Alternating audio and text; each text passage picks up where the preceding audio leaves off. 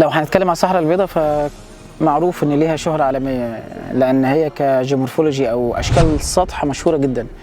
بس كون الصحراء البيضاء اول ما نبتدي نتكلم على جيو بارك كمصطلح علمي جديد ان هي تاخد المركز الاول على مستوى العالم، يبقى اكيد هي شيء مميز جدا، مش على مستوى مصر بس، على مستوى العالم بالكامل. لينا في الصحراء البيضاء بعض المواقع الحساسة بنعتبرها كور اريا، وبتعتبر هي من اهم المزارات اللي موجودة في الصحراء، فكان لابد ان احنا نهتم بالاماكن ديت. الفترة اللي فاتت كان عندنا دروب في ان يعني حصل جفاف لعين خضراء ولعين السر. اشتغلنا جاهدين ان احنا نحاول نعمل تطهير لعين السر وعين خضراء، وبالذات عين خضراء، لدرجة ان احنا وصلنا لان احنا مش نسلك مجرى العين القديم، نحاول ان احنا نغير مكان النبع شوية جنب منه على طول، ما يكملش 20-30 سم، ونجحنا والحمد لله. المية نزلت من اول وجديد. الكلام ده كان اخر اسبوعين.